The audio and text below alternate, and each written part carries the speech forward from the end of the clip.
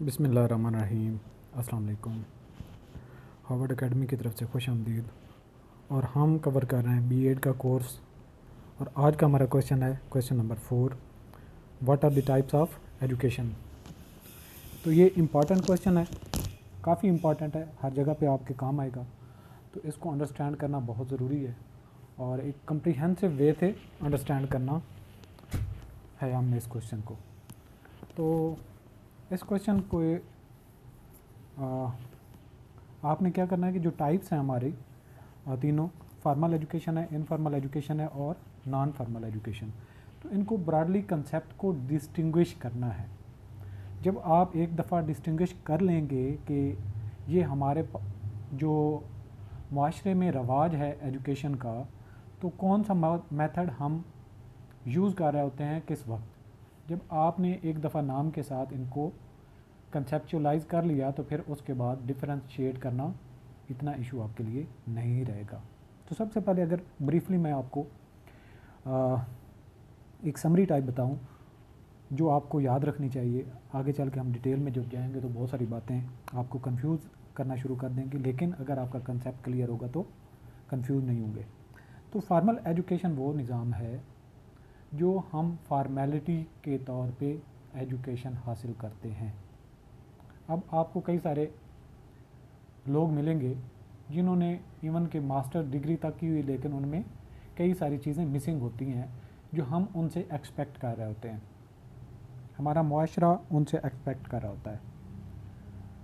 तो जो नॉर्मल या फॉर्मल एजुकेशन का सिस्टम है हमारे मुल्क में, हमारे मुआशरे में, वो है कि हम स्कूल में एक बच्चे को दाखिल करवाते हैं और वो अपनी तालीम हासिल करते हुए डिग्रीज़ हासिल करता है। तो ये निज़ाम यहाँ पे एक स्पेसिफ़िक टाइम पीरियड होता है जिसमें उसने तालीम हासिल करनी होती है और एक निज़ाम होता है जिसको उसने फॉलो करना होता है, डिसिप्लिन होता है, तरीक़ाकार होता है।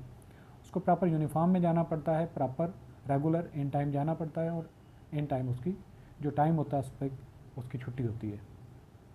तो उसका निज़ाम है, डिसिप्लिन है। तो फिर उसको जो पढ़ाया जाता है वो करिकुलम वो एक्सपर्ट लोग जो हैं वो डिज़ाइन करते हैं और उसको जब पढ़ा दिया जाता है तो उसकी इवैल्यूएशन का तरीक़ाकार होता है। कुछ इंडोर एक्टिविटीज़ होती हैं क्लासरूम के अंदर, कुछ आउटडोर एक्टिविटीज़ होती हैं और कुछ लेबॉरेटरीज़ में होती हैं। तो जो करिकुलम डिज़ाइन किया होता है उसमें स्पेसिफिक रिक्वायर्ड क्राइटेरिया होता है कि जो एक क्लास पढ़ लेगा बच्चा उसके अंदर ये सलाहियतें होनी चाहिए, इन चीज़ों का उसको पता होना चाहिए। तो जो तालीम का निज़ाम और एक पूरे साल में उसको करिकुलम सिलेबस पढ़ाया जाता है, उसकी जांच पड़ताल के लिए उसके एग्ज़ाम लिए जाते हैं। आगे फिर चल के एग्ज़ाम की टाइप्स होती हैं, तो वो बाद का एक हमारा मरहला है। तो उसकी जब वैल्यूएशन होती है तो उसके बाद उसको डिग्री अवार्ड की जाती है, तो वो फार्मल एजुकेशन हासिल करता है। तो ये हम एक बच्चे को स्कूल में भेज के डिग्री तक यूनिवर्सिटीज़ से वो एजुकेशन हासिल करता है, तो ये फार्मल एजुकेशन सिस्टम होता है। अगर किसी ने फार्मल एजुकेशन हासिल नहीं की तो उसके बाद डिग्री नहीं होगी। तो वो जो हमारा निज़ाम जहाँ पे जॉब्स वगैरह होती हैं तो रिक्वायर्ड फार्मल एजुकेशन की बेस पे ही कोई ना कोई उससे एक्सपेक्टेशन होती है कि ग्रेजुएशन होनी चाहिए, मास्टर होना चाहिए, फलां होना चाहिए। इसके बाद होती है दूसरी इनफॉर्मल एजुकेशन के एक बच्चा जब पैदा होता है तो उसके कान में अजान दी जाती है और उस हमारे मजहबी त्यौहार या मजहबी जो एक फ्रेज़ा है उससे लेके मरने तक हमारे निज़ाम में लर्निंग का प्रोसेस चलता रहता है। तो एक बच्चा जब वो आहिस्ता आहिस्ता टाइम गुजारता है अपने माँ बाप के साथ, तो माँ उसको कुछ ना कुछ सिखा रही होती है, समझा रही होती है, और जब चलना शुरू होता है तो उसको सारी बातें बताई जाती हैं कि इस चीज़ को आपने हाथ लगाना है, इसको नहीं लगाना, ये ठीक है, ये नहीं ठीक। तो उसके अंदर हम चीज़ें इंसर्ट कर देते हैं। और जब स्कूल जाने से पहले और घर से बाहर निकलता है तो उसके छोटे छोटे बच्चे दोस्त होते हैं जो उससे कुछ शरारतें सीखता है, आदतें सीखता है, और दूसरे हमसायों के पास जाता है तो उधर से कुछ बातें सीख के आता है और घर में वो बोलता है। तो ये हमारा फिर उसके बाद दोस्तों में जाता है, उससे फिर एजुकेशन साथ चलती है। तो अपने से बड़े दोस्तों के पास जाता है, अपने हमसायों के साथ मिलता है, अपने सोशल ग्रुप्स के साथ इंटरेक्ट करता है, खेल खेलता है तो उसमें और लोगों से मिलता है, इज्तिमात में जाता है, कई महफिल में जाता है, कई सारी जगह पे वो जाता है। तो जहाँ से उसकी परवरिश हो रही होती है और उसकी शख्सियत को ग्रूम किया जा रहा होता है। तो ये सारे के सारे होते हैं इनफॉर्मल एजुकेशन, जिससे उसको एजुकेशन हासिल कर रहा होता है। इसके बाद होता है एक नॉन फॉर्मल एजुकेशन, जो कि इन दोनों से हट के होता है, लेकिन इसमें थोड़ा सा मिक्सचर भी होता है। मिक्सचर कैसे है कि एक बंदा उसने किसी डिपार्टमेंट को ज्वाइन कर लिया, अब डिपार्टमेंट को ज्वाइन करने के बाद उसकी आगे चल के जाके उस प्रोफेशन में जिसमें वो जाता है, अकाउंट्स या फाइनेंस में जाएगा, एडमिनिस्ट्रेशन में जाएगा या टेक्निकल किसी डिपार्टमेंट में जाएगा, तो उसकी ओरिएंटेशन होती है, उसको समझाया जाता है कि, और एक ही बैच में अगर लेट्स सपोज आर्मी में लोग चले जाएं, पुलिस में लगे लोग चले जाएं, बैंक में चले जाएं, तो एक ही क्वालिफिकेशन रखने वाले लोगों का ओरिएंटेशन होती है, उनकी इंडक्शन के बाद ट्रेनिंग होती है। तो वो उनसे एक्सपेक्ट किया जाता है, प्रोफेशनल होते हैं, कि एक प्रोफेशन में उन्होंने क्या चीज़ें समझनी है, कैसे लेके चलनी है। तो वो जो उनके लिए एक ट्रेनिंग का प्रोग्राम डिज़ाइन किया जाता है, वो नॉन फॉर्मल एजुकेशन होता है। फॉर्मेलिटी उसमें ये होती है कि वो उसको भी जिस तरीके से स्कूल, कॉलेज, यूनिवर्सिटी में पढ़ा जाता है, एक क्लासरूम होता है, एक पढ़ाने वाला होता है और वो सामने बैठे होते हैं, और वो कोर्स के एंड पे उनको एक सर्टिफिकेट दिया जाता है, लेकिन वो फॉर्मल नहीं है, हर एक के लिए ज़रूरी नहीं है, एक स्पेसिफिक ग्रुप के लिए। तो ये तीनों टाइप्स थी फॉर्मल, इनफॉर्मल और नॉन फॉर्मल एजुकेशन में। अब हमने इनको वन बाय वन डिटेल से पढ़ना है, आप अपने नोट्स भी साथ में बना सकते हैं। तो फॉर्मल एजुकेशन में हमारे पास सबसे पहले जो टाइप है वो है, सबसे पहले तो हम पढ़ते हैं कि फॉर्मल एजुकेशन है क्या। Process of teaching which involves supervision, teaching, set plan, definite aims and principles is called formal education. तो हर एक एलिमेंट को मैं एक दफ़ा आपको रिवाइज करवा देता हूँ। प्रोसेस ऑफ टीचिंग है ये, यानी कि एक क्लास आगे जाती है तो पिछली क्लास दूसरी उसकी जगह ले लेती है और वो आगे चलता है, तो ये प्रोसेस है, यानी कि ख़त्म नहीं होता, ये प्रोसेस चलता रहता है। तो इसलिए इसको हम कहते हैं प्रोसेस ऑफ टीचिंग। और इसमें क्या खूबी है, विच इन्वॉल्व सुपरविजन, ये इन्वॉल्व करता है सुपरविजन के, यानी कि एक स्कूल में आप जाएंगे तो बच्चे को कौन सुपरवाइज कर रहा होता है, उसका टीचर, और टीचर्स को कौन सुपरवाइज कर रहा होता है, हेडमास्टर, और हेडमास्टर को कौन सुपरवाइज कर रहा होता है, उस इलाके का जो एजुकेशन ऑफिसर है, और उसको कौन सुपरवाइज कर रहा, उसका एजुकेशन का आगे जो बोर्ड होगा, उसकी जो बॉडी होगी उसको सुपरवाइज कर रही होगी। तो ये क्या है, इन्वॉल्व सुपरविजन। फिर इसमें टीचिंग होती है, क्योंकि एक टीचर जो है वो टीच करता है अपने स्टूडेंट्स को। तो क्या टीच करता है, ऐसे तो नहीं आता तो अपने मर्जी से जो पढ़ा दे, वो बल्कि पढ़ाता है सेट प्लान, जो पहले से प्लान डिज़ाइन किया गया होता है। फिर उसका पढ़ाने का एक डेफिनेट एम होता है, कुछ मकसद होता है, और उस पढ़ाने के कुछ उसूल होते हैं, definite aims and principles are there. तो ये क्या कहलाता है, इज कॉल्ड फॉर्मल एजुकेशन। तो हम अगर इसको दोबारा से डिफाइन करें, process of teaching which involves supervision, teaching, set plan, definite aims and principles is called formal education. तो इसमें फर्दर जो हमारी टाइप है, या उसको हम मज़ीद डिटेल में जब अगर डिवाइड करते हैं इस पूरे फॉर्मल एजुकेशन को, तो plan with particular and in view. तो अगर एक प्राइमरी का बच्चा फर्स्ट से लेके 5 क्लासेस पढ़ता है, तो उससे कुछ हम एक्सपेक्ट कर रहे होते हैं कि वो 6ठी क्लास में आएगा तो 5वीं पास बच्चा, उसके अंदर कुछ ना कुछ अल्टीमेटली ये चीज़ें होंगी। तो जो उसका 1 साल का निज़ाम होता है, यानी कि 6ठी क्लास है, 7वीं है, 5वीं है, जो भी है, तो उस साल में उससे कुछ डिज़ायर्ड एंड गोल होते हैं कि ये बच्चा पूरा करिकुलम 1 साल पढ़ने के बाद इस काबिल हो जाएगा। तो एंड इन व्यू होता है कि हमने साल के आखिर तक इसमें ये चीज़ें डालनी हैं जो कि पहले मिसिंग है। तो इसको कैसे हम कह सकते हैं कि फॉर्मल एजुकेशन इज़ प्लान्ड, ये प्लान्ड है विद पार्टिकुलर एंड, हमारे नज़र में भी है कि हम इससे क्या एक्सपेक्ट करते हैं in view. It is given in school में या कॉलेज में and similar other institution which are established with the purpose. तो इस मकसद के लिए जो स्कूल या कॉलेज बनाए जाते हैं, ये वहाँ पे कैरी आउट किया जाता है। In this way it is direct schooling, instruction and tuition. तो ये क्या है, डायरेक्ट एक स्कूल में होता है फिनोमेना जिसमें इंस्ट्रक्शन और उसको ट्यूट किया जाता है, उसको पढ़ाया जाता है। सेकंड नंबर पे इसका क्या है कि limited to a specific period, एक लिमिटेड और स्पेसिफिक पीरियड पे ये मुहित होता है फॉर्मल एजुकेशन में। सेकंड हमारा जो कंपोनेंट है limited to a specific period, यानी कि इसमें एक साल की क्लास होती है तो साल उसका पीरियड स्पेसिफाइड होता है। तो formal education is limited to specific period और stage, it is provided according to certain set rules and regulation. तो ये जो पीरियड होता है रूल्स और रेगुलेशन पे मुहित होता है। It is in the form of systematic plan and guided instruction. तो उस पीरियड में उसको सिस्टमैटिक वे से लेके चला जाता है और जो प्लान्ड है उसको पढ़ाने के लिए तो उसको वो इंस्ट्रक्शंस एक गाइडलाइन के तौर पे दी जाती हैं। तीसरे नंबर पे हमारी जो टाइप है वो है well defined and systematic curriculum, कि जो निसाब पढ़ाया जाएगा वो ऐसे नहीं है कि आप उसको जिस तरीके से दिल लेके चले जाएं, बल्कि वो एक well defined and well defined होता है और सिस्टमैटिक करिकुलम होता है उसमें। तो फॉर्मल एजुकेशन यानी कि पहली क्लास में कुछ बुनियादी चीज़ें होंगी, उससे दूसरी क्लास में कुछ और, उससे एडवांस होंगी, इस तरीके से ग्रेजुअल एक प्लान होता है। Formal education has a well defined and systematic curriculum, यानी कि अंधाधुंध नहीं होता बल्कि एक सिस्टमैटिक वे से बनाया गया होता है। This curriculum is based on certain AIIMS, और ये जो निसाब बनाया गया होता है उसका भी कुछ मकसद होता है और कुछ उसके ऑब्जेक्टिव्स होते हैं।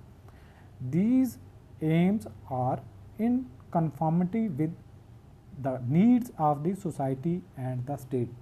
तो ये जो ऑब्जेक्टिव्स सेट की जाती हैं अल्टीमेटली वो इसलिए उसको पढ़ाई जाती हैं या उसके अंदर डाली जाती हैं क्योंकि पूरी स्टेट उससे कुछ एक्सपेक्ट कर रही होती है, सोसाइटी उससे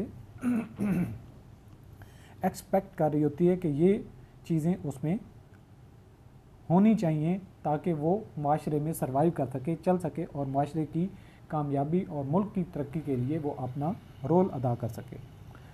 चौथे नंबर पे है given by specifically qualified teacher. तो ये जो निज़ाम है फॉर्मल एजुकेशन का, ये निज़ाम क्वालिफाइड टीचर डिज़ाइन करते हैं तो ये बनता है। तो formal education is given by specifically qualified teacher, they are suppose to be different in the art of instruction. तो वो पढ़ाने से अलग होते हैं, जो एक्सपर्ट होते हैं।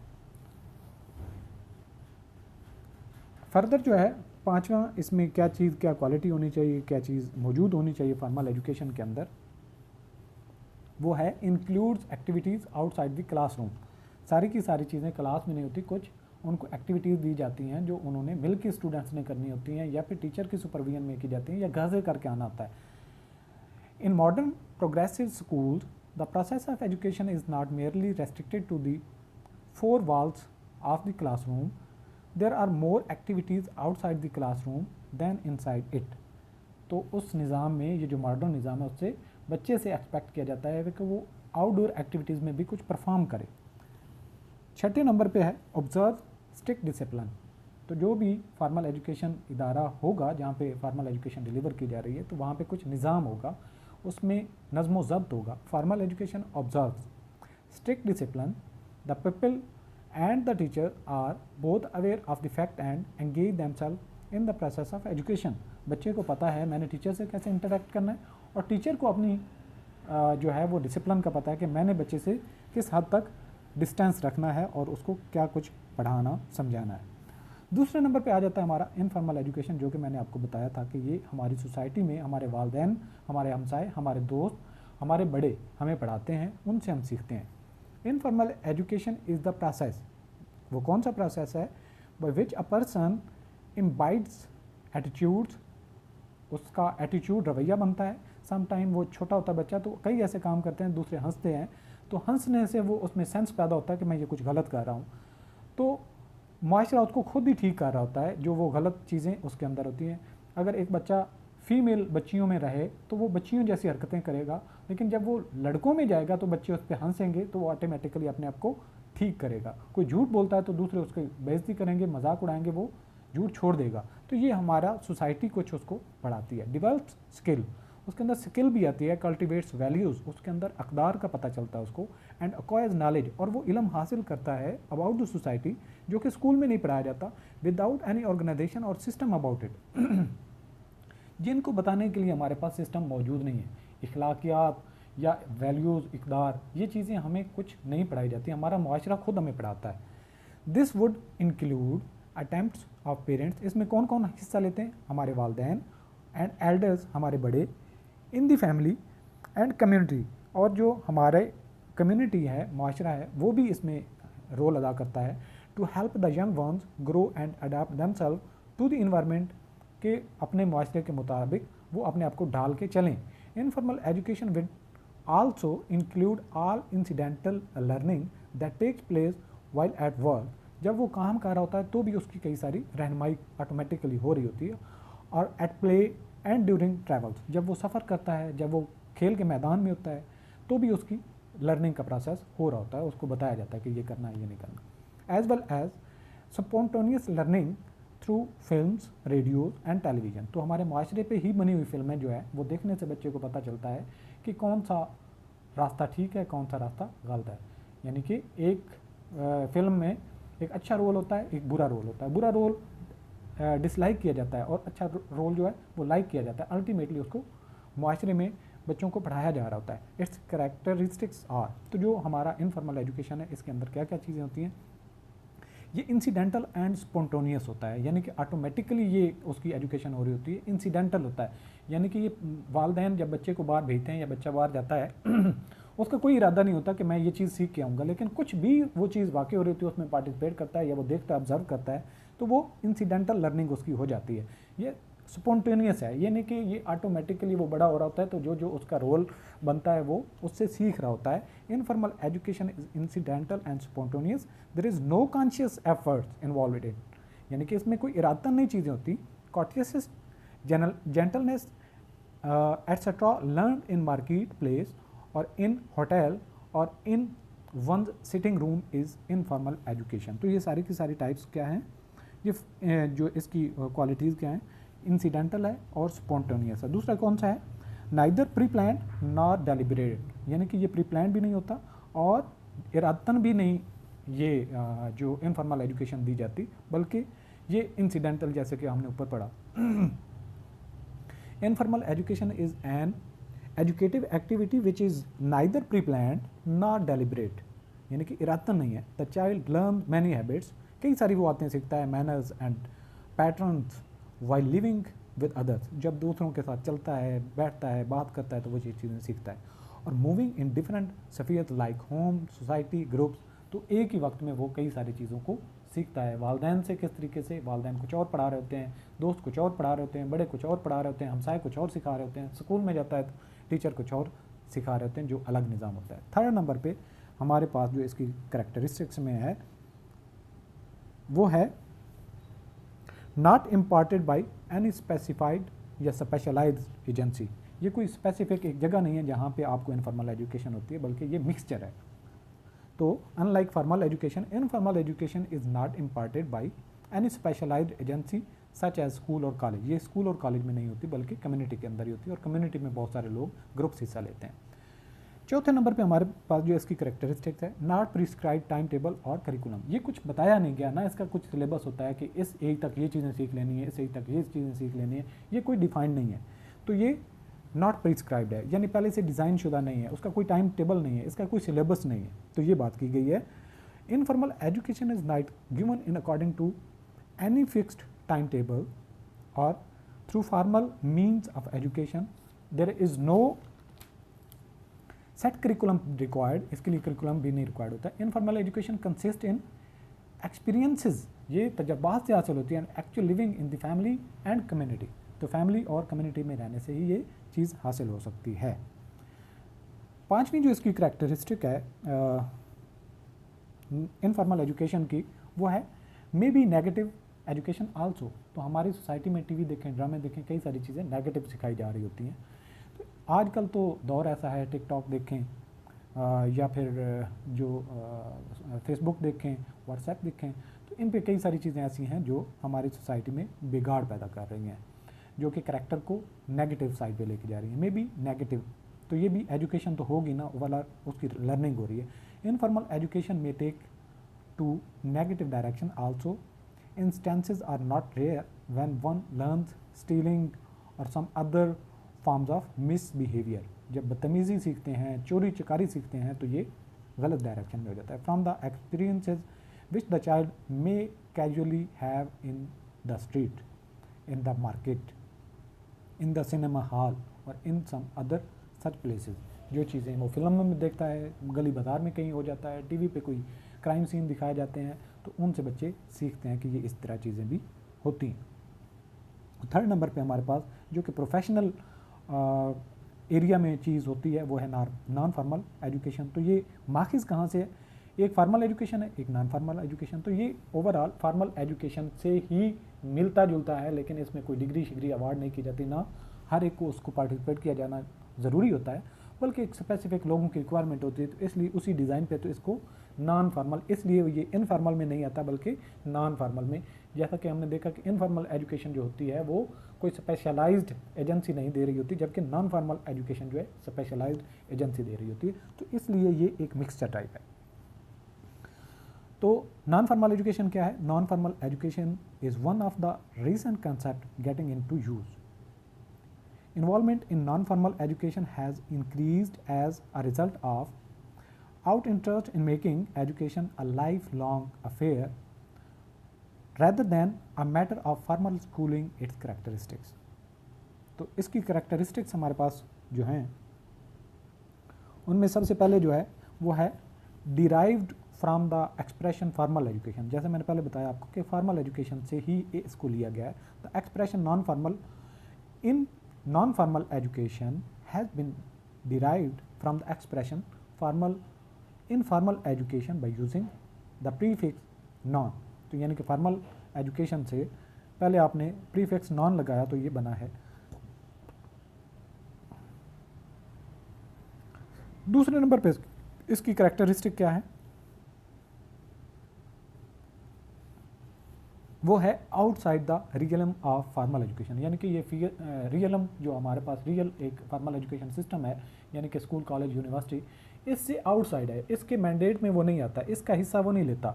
यानी कि यहाँ पे अगर कोई आपकी कमी है एजुकेशन में तो वो वहाँ पे आपको सिखाई नहीं जाएगी।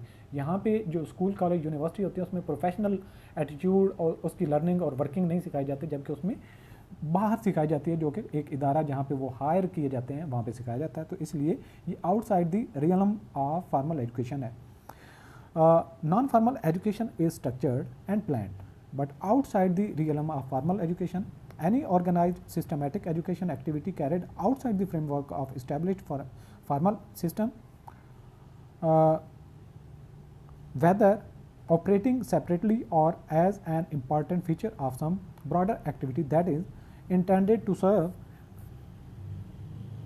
identifiable learning clienteles and learning objectives। तो ये स्पेसिफिक एक ग्रुप होता है जिनको ये पढ़ाया समझाया जाता है।